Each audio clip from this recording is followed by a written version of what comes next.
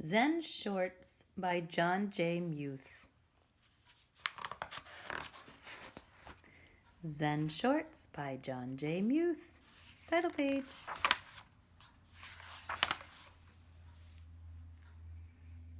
Michael, there's a bear outside, said Carl. A what? Called Michael. A bear. He's really big and he's in the backyard.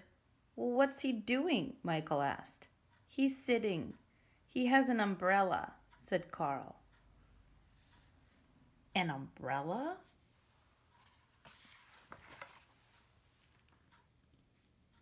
By the time the boys got outside, their sister Addie was already talking with him. I'm sorry for arriving unannounced, said the bear. The wind carried my umbrella all the way from my backyard to your backyard. I thought I would retrieve it before it became a nuisance. He spoke with a slight Panda accent. Michael introduced himself. Then Addie introduced Carl because Carl was shy around bears he didn't know. And this is how Addie, Michael, and Carl met Stillwater. The next day, Addie went to have tea with Stillwater. Hello, Addie said as she stepped inside. Come in, come in, a faraway voice called. Then she heard the voice say, oh yes, I mean come out, come out. Stillwater was in the backyard. He was in a tent. This is a birthday present from my Uncle Rye, Stillwater said. He always gives presents on his birthday to celebrate the day he was born. I like it so much that I'm not staying in my house right now. Stillwater invited Addie to sit with him. You brought me some cake, said Stillwater. That was very nice of you. Is it your birthday? He asked. No, said Addie. It was not mine either, said Stillwater. But let me give you a gift for my uncle's birthday. I'll tell you a story. Uncle Rye and the Moon. My Uncle Rye lived alone in a small house up in the hills. He didn't have many things. He lived a simple life. One evening he discovered he had a visitor. A robber had broken into the house and was rummaging through my uncle's few belongings. The robber didn't notice Uncle Rye, and when my uncle said, "Hello," the robber was so startled he almost fell down. My uncle smiled at the robber and shook his hand. Welcome, welcome, how nice of you to visit. The robber opened his mouth to speak, but he couldn't think of anything to say. Because Rye never lets anybody leave empty-handed, he looked around the tiny hut for a gift for the robber, but there was nothing to give. The robber began to back toward the door. He wanted to leave. At last Uncle Rye knew what to do. He took off his only robe, which was old and tattered. Here, he said, please take this. The robber thought my uncle was crazy. He took the robe, dashed out the door, and escaped into the night. My uncle sat and looked at the moon, its silvery light spilling over the mountains, making all things quietly beautiful. Poor man, lamented my uncle. All I had to give him was my tattered robe. If only I had given him this wonderful moon.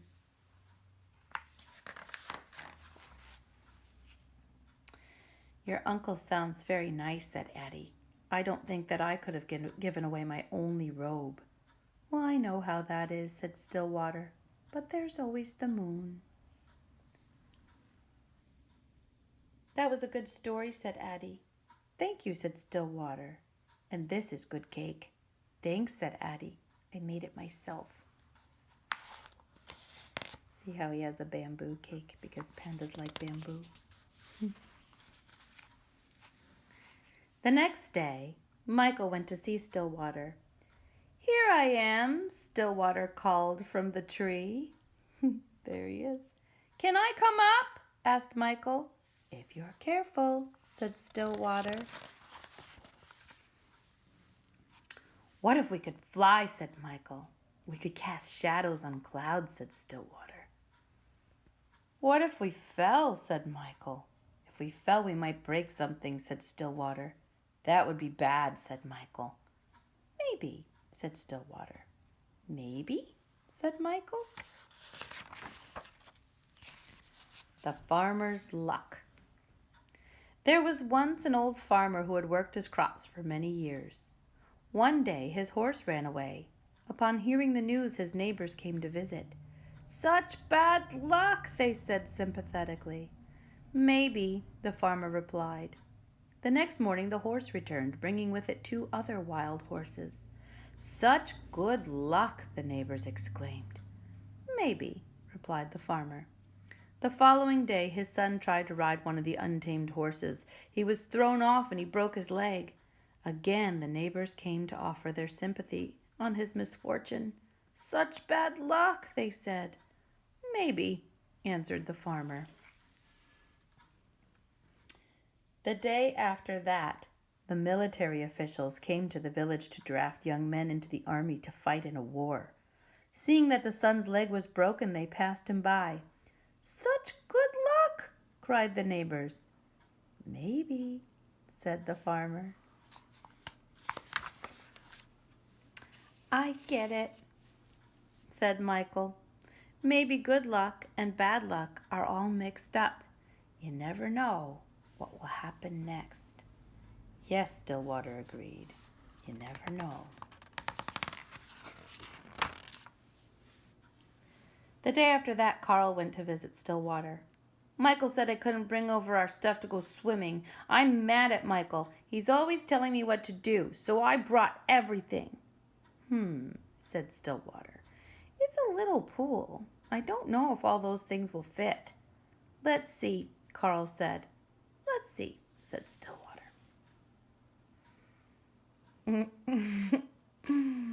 Stillwater looked at the pool.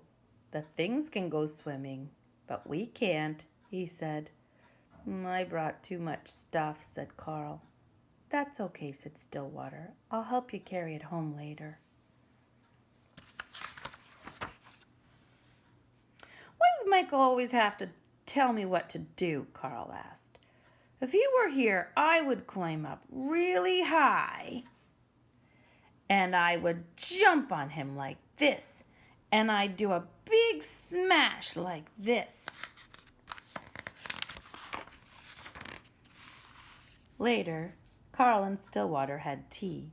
Carl, said Stillwater, you spent the whole day being angry with Michael. Did you notice how much fun we had?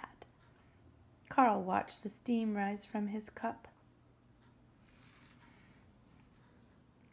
I'm sorry I brought all this stuff, Carl said. You don't need to be sorry, said Stillwater. Right now you need to carry. Hold on tight, and I will tell you a story. A heavy load. 2 traveling monks reached a town where there was a young woman waiting to step out of her sedan chair. The rains had made deep puddles, and she couldn't step across without spoiling her silken robes. She stood there looking very cross and impatient. She was scolding her attendants. They had nowhere to place the packages they held for her, so they couldn't help her across the puddle. The younger monk noticed the woman, said nothing, and walked by. The older monk quickly picked her up and put her on his back, transported her across the water, and put her down on the other side. She didn't thank the older monk. She just shoved him out of the way and departed. She left. As they continued along their way, the young monk was brooding and preoccupied. After several hours, unable to hold his silence, he spoke out. That woman back there was very selfish and rude, but you picked her up on your back and carried her. Then she didn't even thank you. I set that woman down hours ago, the older monk replied. Why are you still carrying her?